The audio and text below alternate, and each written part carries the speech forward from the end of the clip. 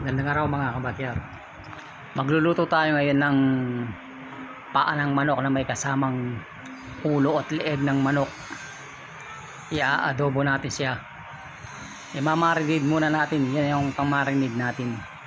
Yan tayong suka, toyo, paminta, bawang at saka daon ng laurel.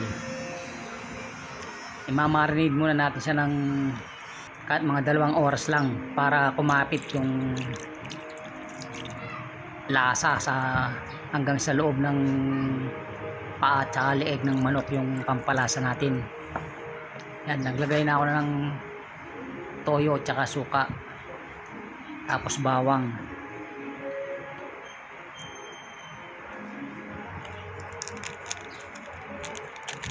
daon ng laurel, tapos pamintang buo,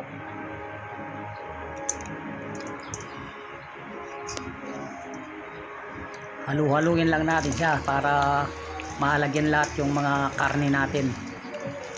Malinis naman yung kamay natin.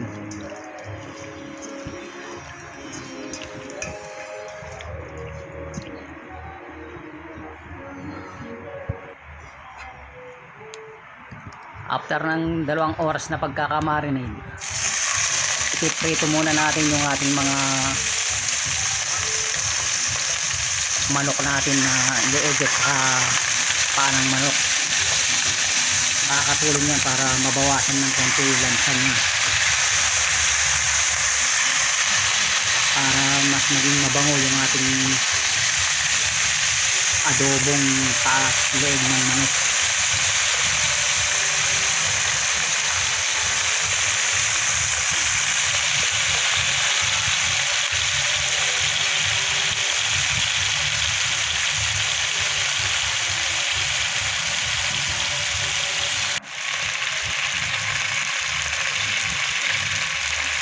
Yung mga panang adidas natin,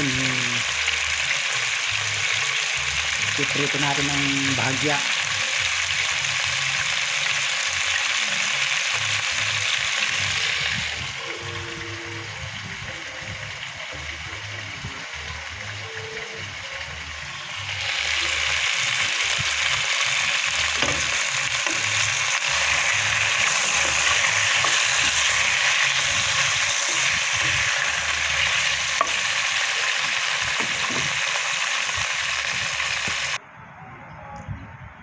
Pagkatapos natin magprito, ayan yung mga panggisa natin.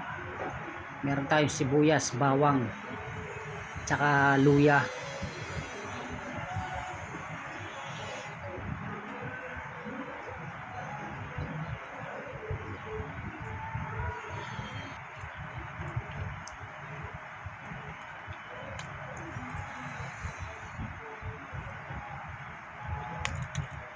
Sa pinagpirtuhan natin, doon na rin tayo manggigisa.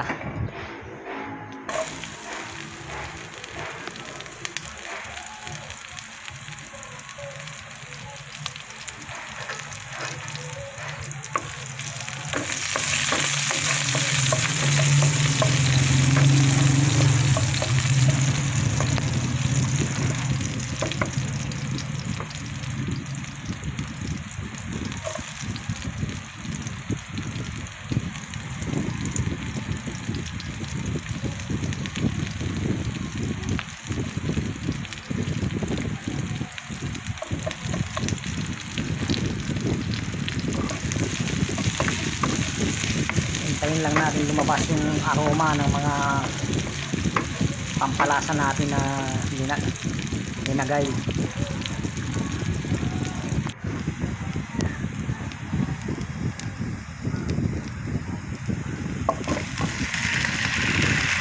Yan mga kabagkat, ilalagay na natin yung ating paa para leeg ng manok.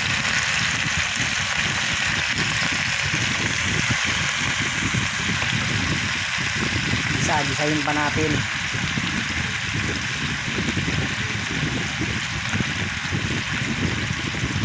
para kapag pinalambot natin, konting kulo na lang.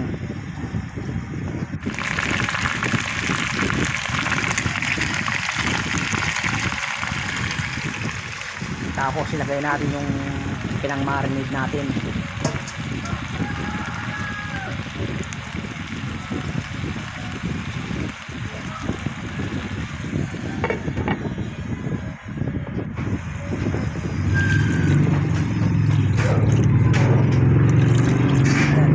Magdadagdag tayo ng tubig para pambot ng konti yung mga paa natin at saka madali lang naman lumambot.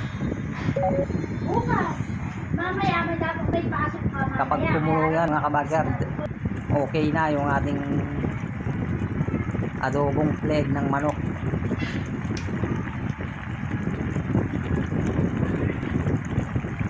Yan mga kabagard, naglagay na rin tayo ng pampalasa, hindi na nakuhanan.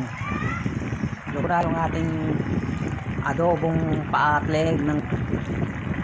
Maraming salamat po sa panonood. Subscribe niyo po ako sa ating YouTube channel, Emmanuel Backyard Farming and Kitchen. Maraming salamat po.